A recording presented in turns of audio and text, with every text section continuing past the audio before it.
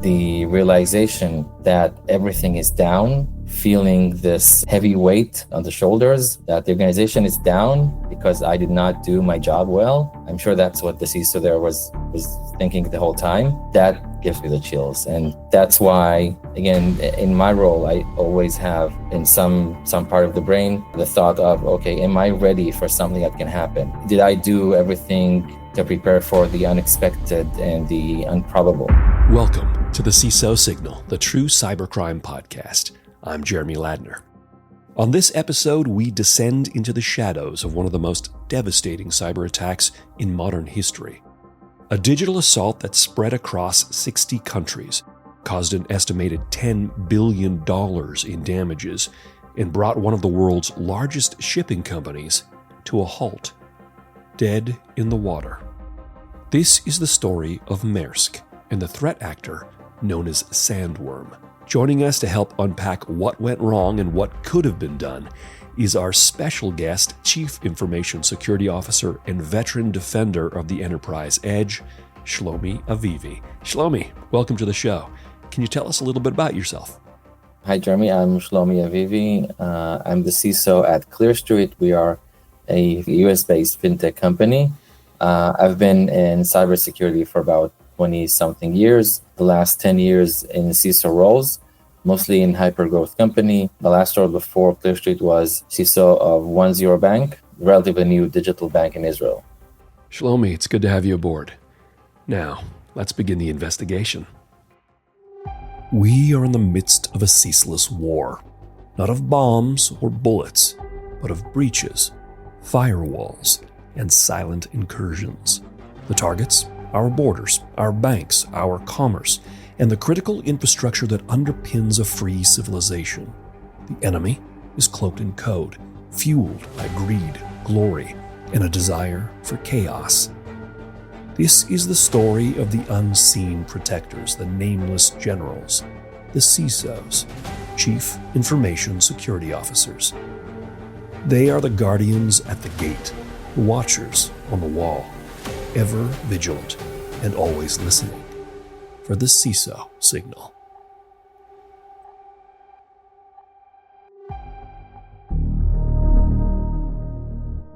The date is June 27th, 2017. In Copenhagen, it's an ordinary sunny summer day. Inside the centuries-old white stone headquarters of Maersk, the global titan responsible for nearly 1/5 of the world's freight transport, a quiet war is about to break the surface. At his desk, an unassuming IT administrator, we'll call him Peter, prepares for a software update that will be pushed across Maersk's global network of nearly 80,000 employees. Then, his computer suddenly shuts down.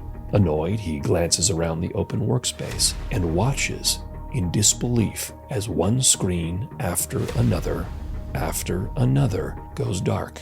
Peter doesn't know it yet, but he's just stepped onto the front lines of a conflict that started more than 1,000 miles away. A brutal, bloody shadow war between Russia and Ukraine that has already claimed over 10,000 lives. But this battlefield isn't drawn in trenches, it's coded in silence, and Maersk, neutral, commercial, far from the front, has just become collateral damage. This wasn't a heist, and it wasn't ransomware. It was a scorched earth campaign disguised as extortion.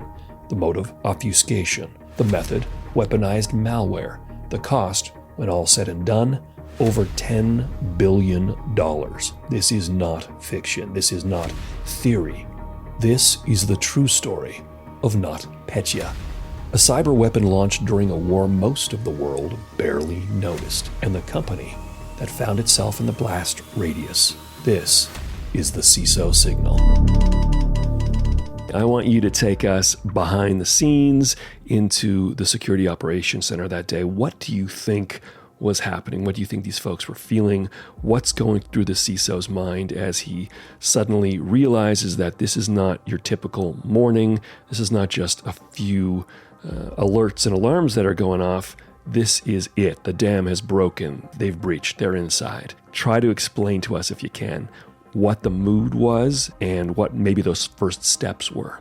At first, it's feeling of the end of the world is here, because that's basically all they're doing is triaging alerts and possible breaches, and now it happened and they did not pick it up on time. That's the initial feeling. But then, if it's a trained SOC, they just go into action mode and do their job by collecting data, investigating, thinking together, brainstorming, a lot of brainstorming, trying to pull in whoever's needed to be in and try to get some order in this whole mess. All right, so at this point, you're under attack. You just don't know the scale and scope of the attack. So what do?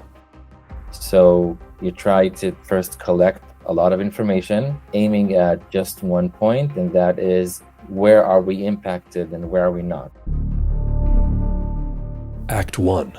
The spark in the east. The first tremor didn't shake Copenhagen, it struck Kyiv. Around the same time Petya's screen went dark, across Ukraine, monitors were vanishing into black, terminals locking, entire systems falling into silence. Banks, TV networks, government ministries. The cause? A routine-looking software update for a tax application called MeDoc. For Ukrainian businesses, MeDoc was unavoidable, a de facto requirement for financial compliance. But for any global company doing business inside Ukraine, that same software sat silently, quietly waiting in their network, including Maersk. The update came from the official servers. It had valid certificates, it passed security scans, and within its lines of code was waiting a ticking time bomb. That bomb would soon be known to the world as NotPetya. In form, it resembled ransomware. Victims saw familiar warnings and requests like, "Your files are encrypted, pay $300 in Bitcoin to recover them." But the encryption was permanent. There was no recovery, no keys, no ransom process at all, just devastation and destruction. It wasn't about money, it was about chaos. And from a small tax office in Ukraine, NotPetya began to move, to jump borders, riding company VPNs, shared servers, global networks. Now, a piece of software required for doing business in a war-torn region had become the vector for one of the most destructive cyber weapons ever unleashed. Back in Denmark, the scope and scale of devastation was beginning to come into focus. The blast radius had ricocheted across oceans. What no one knew yet was that the domain controllers, the nerve center of Maersk's active directory, were gone. Not encrypted, not held hostage, destroyed, burned to the ground. And with them, the map of Maersk's vast network had been wiped from existence. We love making this podcast, and we really hope that shows in the care and quality that we invest in it. And we would really appreciate it if you could take a moment to like and share it with your fellow security professionals, as well as dropping us a comment, letting us know what stories and guests you'd like to have on the podcast in future episodes. Now, back to the story. Okay, so you said step one for you in a situation like this is collect information, essentially a damage report, an incident report. Where are we hit and how bad is it? After that, what do you do? How do you as a leader turn the chaos and carnage of cyber war into clarity of purpose? So after drinking a glass of water, understanding that the worst nightmare has happened, my first move was to get everyone that I think can help in the room or involved. And that means both technical people, representatives in the different branches and different areas that I may need at my disposal, and as important, get senior management involved, because this is, in cases like that, it's no longer just a security problem, it's a business problem. It can have impacts on the business itself, on reputation, on regulatory aspects of it. You need everyone to be involved, you need everyone working on it. So alongside having the technical people restoring infrastructure and having incident response specialists investigate, understand what happened, you want the business people to start understanding how we're running the business in an hour and in 5 hours and tomorrow with no systems. And you want our marketing and PR people understanding what type of messaging and how we communicate that to our customers, to the world, to the press, because that's going to come. And you want your for top-level senior management on the case, aware and managing these aspects of the incident. Okay, so you mentioned the marketing and PR folks and preparing them, and that's my world. So let's say you're working at a massive global organization like Maersk with billions of dollars of annual revenue, tens of thousands of employees, and everything is down, and you as the security leader is in a very real way responsible for that. There's a press conference. The PR communication person speaks. The CEO delivers their prepared statement, but you're there to field the really tough security questions. The world is watching. How do you handle that?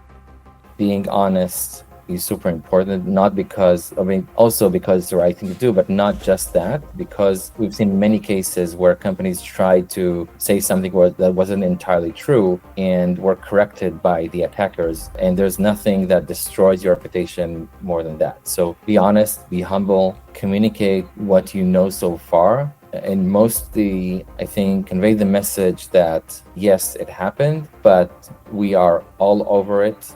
We have our top guys here connected with the right vendors. We've brought in anyone that can actually help with this, and we are taking this very seriously, and we will get through this. I think that's what I would think as the proper messaging.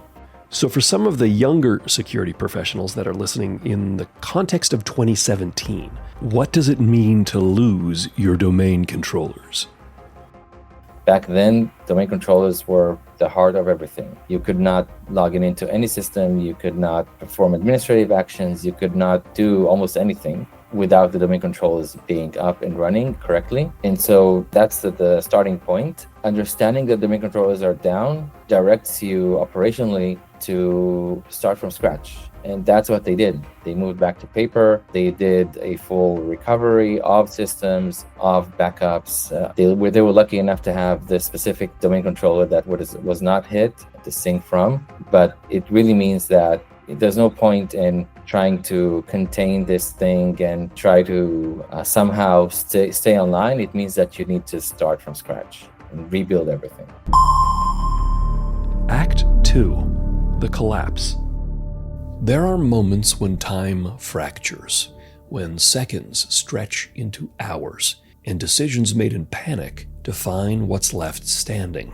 At 11:30 a.m., Maersk's incident response team still believed the issues were local. Denmark's HQ was glitching, sure, but operations across Europe, Asia, and the Americas still appeared online. That illusion shattered within the hour. Across the Atlantic in Elizabeth, New Jersey, the chaos was physical. One of Maersk's busiest terminals, APM Terminal, had gone dark. On a good day, 3,000 trucks passed through the gate, delivering cargo that fuels cities and feeds communities, allows commerce to happen across the entirety of the U.S. But that morning, nothing moved. Gate clerks were silent, barcode scanners dead. A line of 18-wheelers stretched for miles outside the port. Police began to knock on cab windows, instructing drivers to turn around.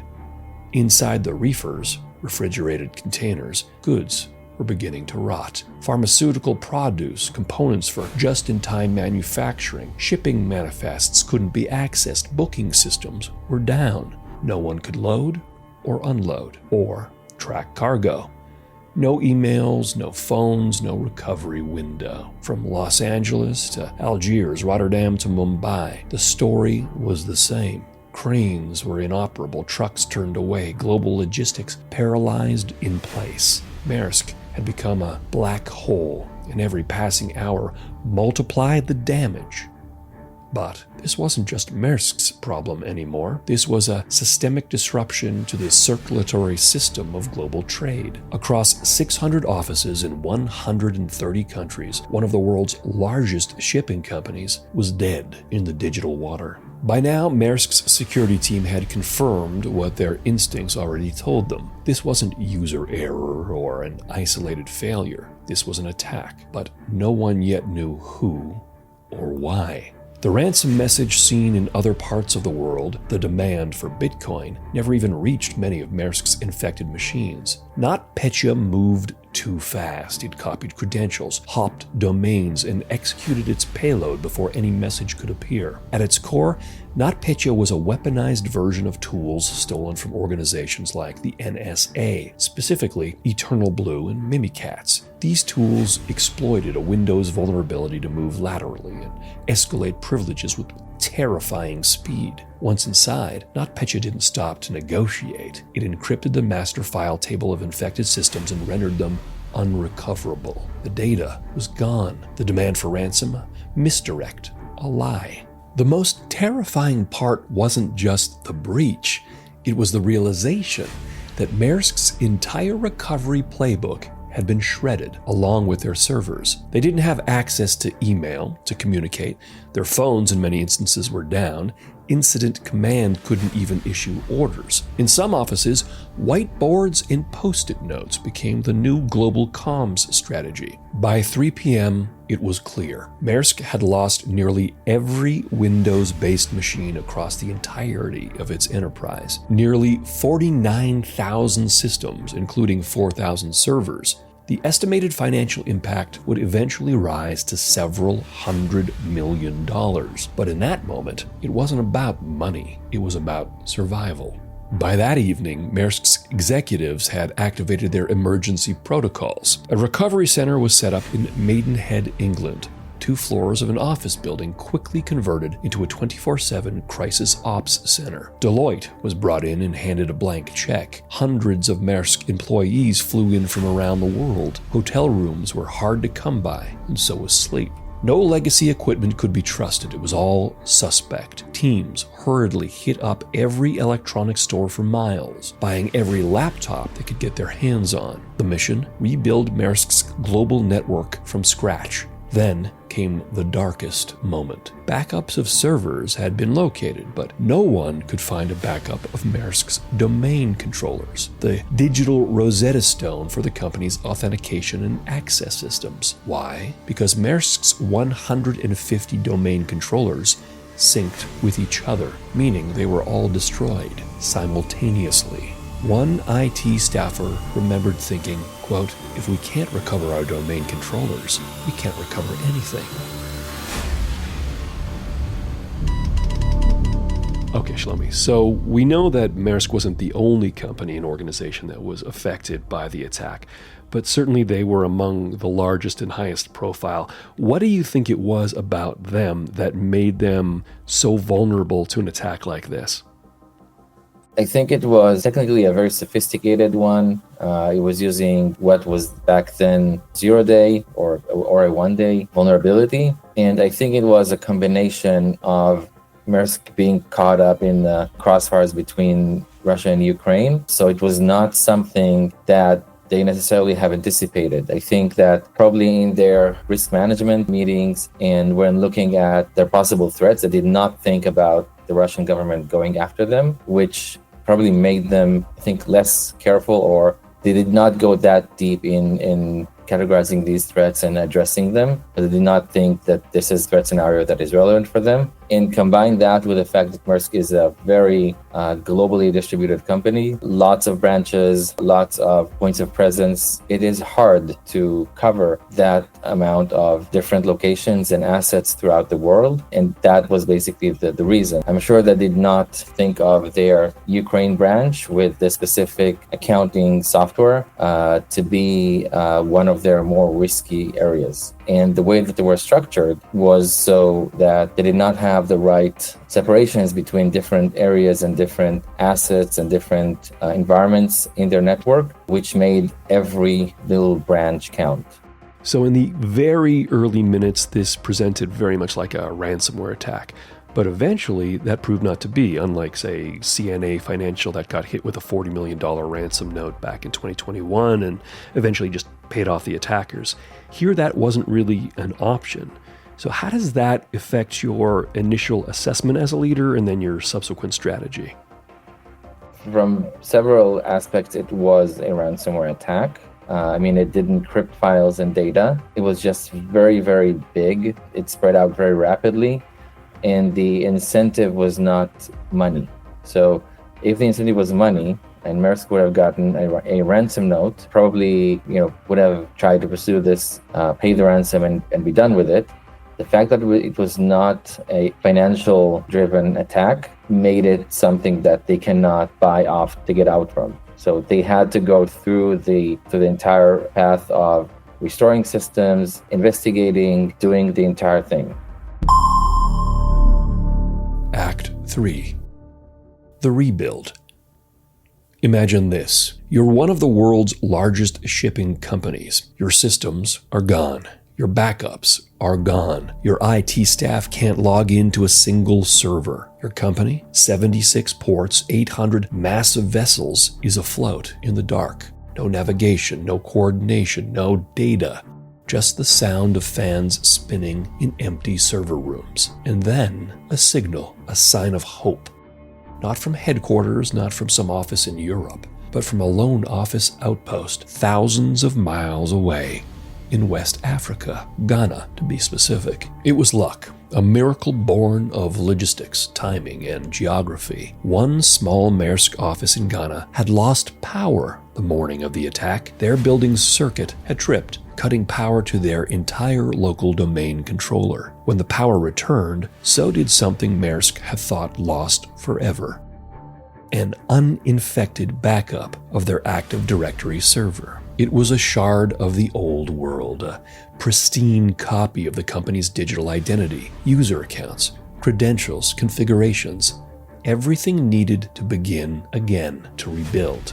The drive was flown to England, where Maersk had begun setting up clean rooms, digital quarantine zones for restoring operations from the ground up. They worked around the clock. They rebuilt servers, configured credentials, and began slowly reconnecting pieces of Maersk's vast infrastructure. From there, they pushed new configurations to Singapore, then to the US, and finally back to Denmark. With each server restored, a little more visibility returned. Port operations crawled back online, booking systems rebooted. Maersk wasn't saved yet, but it was back on its feet. What followed was the longest week in the company's history. IT teams worked 20-hour days. Offices that had gone dark were reconnected, one by one. Cargo began moving again, and within 10 days, 95% of Maersk's operations were back online. There were no press conferences, no ticker tape parades. Maersk called it, quote, business continuity. But those inside knew it was resurrection. The total cost in the neighborhood of $300 million in damages, 49,000 devices rebuilt, entire systems re-architected from scratch. But the real price was measured in something deeper. Trust, resilience, and pain. So I think it's probably safe to say that back in the mid-2010s, Maersk wasn't considering Russia as a chief threat in terms of cybersecurity. But at this point, here we are in 2025, we're all a little bit wiser. How concerned and prepared should global organizations be regarding ending up as collateral damage or indirect targets in someone else's cyber war? Many industries are definitely at risk of becoming collateral damage in a cyber war. We've seen this in many cases here in Israel, for sure. Quite a few of the bigger attacks that we've seen were not financially driven, but were aimed at shaking the stability of our financial system, of our critical infrastructure companies like electricity and water. And I think this is one of the key points that CISOs sometimes miss. You need to be very honest with yourself as to what can really happen and who is really after you. There's a common misconception that companies have and people have that, I'm not important enough for someone to actually target me. That's not true. If you're working in a financial industry or in a critical infrastructure, or if you're just big enough that you being down would make a dent to the economy or to the stability of the country, you're definitely in the list. And even if you're not, like here, they did not target Maersk, even though they might have. I mean, it's a legitimate target, I think, but they did not target Maersk. It was just a mistake. And, companies do get in the crossfire even by mistake. So do you think any company or organization has the luxury at this point of thinking of themselves as neutral, or is everyone a legitimate target? Is everyone essentially on the cyber war battlefield at this point? I think we're all in the battlefield now. Some of us more, some of us less, but it's definitely a threat scenario that you need to consider and take into account. Doesn't mean that every company has to protect itself like a government agency or a big bank, but it does mean that you need to take into account and you need to be aware of it, and you need to do the cost-effective steps to be secure enough against these scenarios. Act 4, the debrief. There are breaches that steal money. There are breaches that steal secrets. And then there are breaches that send a message. One not meant for the victim, but for the world. Maersk was never the target. It was collateral damage in a digital war it never volunteered to fight in. As Maersk's systems flickered back to life, investigators began following the infection chain backwards, line by line, log by log. NotPetya, it turned out, had not entered through a phishing email or brute force login. It came through software, accounting software. Medoc was a widely used Ukrainian tax application required by law for companies operating inside Ukraine. Maersk had an office in Kyiv, and like thousands of others, they had Medoc installed on a single machine. On June 27th, Medoc's servers were hijacked. A poisoned update was sent out, signed, legitimate, and deadly. NotPetya didn't exploit user error, it exploited trust. The malware spread with terrifying speed. It used multiple tools, stolen NSA exploits like Eternal Blue and Mimikatz, chaining them together like a keyring of doom. If one door was locked, the next might not be. It didn't just encrypt files, it destroyed them permanently. The ransom screen was a smoke screen. There was no decryptor, no customer service, just data turned to ash. The code was sloppy, hastily written, but effective, and worst of all, deliberate. Ukraine was hit hardest. Government ministries, banks, power grids, transportation, but then the blast wave rolled outward. FedEx, Maersk, Mondelez, even hospitals in the United States reported system outages. Maersk was one of the most visible victims, but the attack had infected over 60 countries. The question now was who and why. In January 2018, the United States, United Kingdom, Canada, and Australia jointly attributed the NotPetya attack to the Russian military. Specifically, the GRU's Unit 74455, also known as Sandworm. It wasn't a cyber crime, it was cyber warfare. The purpose of NotPetya? To punish Ukraine, to send a signal to any company doing business there. The timing wasn't random, it struck just before Ukraine's Constitution Day. But, like a bomb detonated in the wrong building, the message hit far more than the intended target. This was the moment the world saw what cyber war could do. Not targeted espionage, not ransomware for profit, but raw, calculated destruction. So in a sea of really bad luck, Maersk finally catches a break and gets lucky and finds this domain controller in Ghana. No CISO ever wants to count on luck. So what advice can you offer for better preparedness, even for the most unlikely scenarios? Sometimes you get lucky, sometimes you don't. So luck always helps, but it's not something you can count on. And so preparedness is super important, not only on the classic prevention state of mind, how would I stop this from happening, but also from incident management and crisis management to really think and plan what would happen if everything fails and my catastrophic worst case scenario actually occurred. And this is something, again, it's not fun to think about. It's not a nice or fun part of the job, but you have to do it. You have to do it because, like here with Maersk, and like can happen today with any type of infrastructure or technology, you may be in a place where your defenses are down for some reason. You may be in a place where a catastrophe can happen. You need to know in advance and prepare and train what would you do in that situation. And that's something that I've been putting a significant amount of time in planning and training the organization and designing. So there's this old saying that you don't know what you don't know. So how can you build readiness for attacks that are beyond what you can reasonably anticipate? I think there's always a possible blind spot. I think acknowledging that is important, and planning, knowing there might be a blind spot is also super important. So if you know that something can happen that you have not anticipated, you can build your readiness for that unexpected event.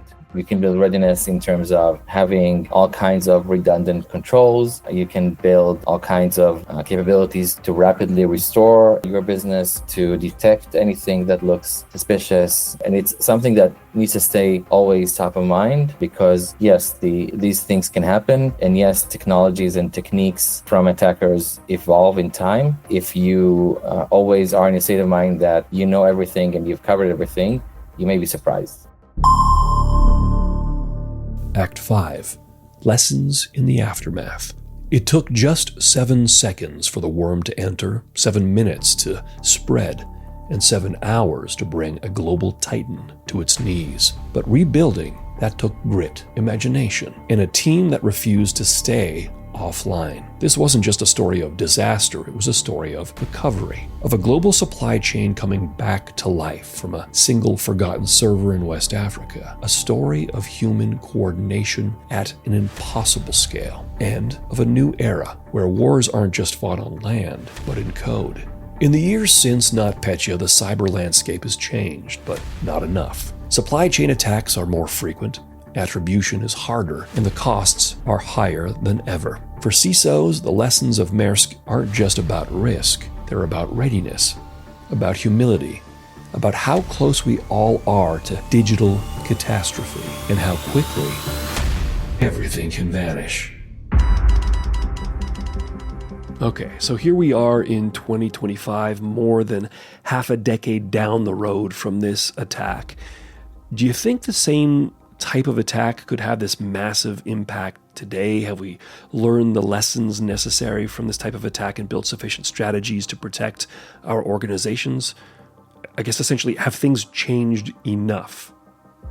I think some things have changed. I think today the risk of 0 days creating such a huge impact, I think, is probably lower, both because vendors and operating systems and vulnerability management plans are now a commodity. Everyone has something in that area and people are more aware. And also, things like if you look at Log4j or the recent Nginx vulnerability, they get more publicity, right? So people know about them. It's hard not to know what's going on.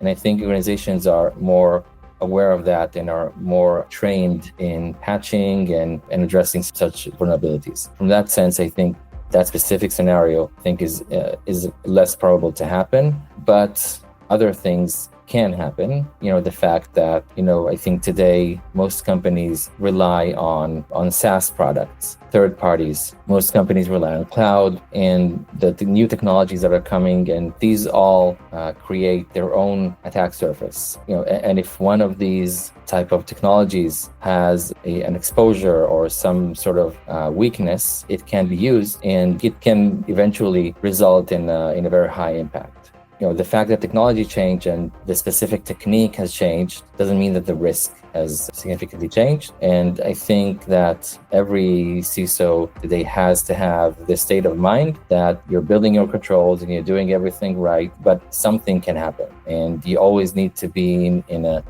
state of mind that, if something happens, do I know what to do? Does the organization know what to do? And you need to build this level of readiness. All right, Shlomi, last question for you. When the dust settles and management is looking to point fingers and lay blame, they'll inevitably turn to your team. So in that position, some might say that an attack like this was impossible to predict. What do you say to them? It is pretty impossible to predict, but it doesn't mean that they should not have thought of that. Not thought of this specific scenario, but thought of unpredictable possibilities. And so I think that eventually they did not do a good job in addressing these kind of risks. Their environment, I think, was built pretty with a pretty naive perception, and I do think that they should have done a much better job in either or both covering, the majority of the organization with the different security controls that I'm sure they had, but also, like I said, separating or containing these areas in a way that if one branch is down, it would not affect the entire company. Thank you so much, Shlomi. We really appreciate you being on the show, and we hope you'll come back again soon. In the silence after the screens go dark, in the heartbeat between login failures and lockouts, the reckoning begins. What happened to Maersk wasn't fiction. It wasn't ransomware. It was digital devastation. And from the ashes, a question echoes through every security operations center and every CISO's mind. If it happened to them, could it happen to us? This wasn't just a breach. It was a war zone cloaked in code. A battlefield that stretched across continents, systems, and seconds. For a CISO, it could have been the end of a career, or the moment to rise, to lead with clarity, resolve, and courage. Always alert, always listening. For the CISO Signal.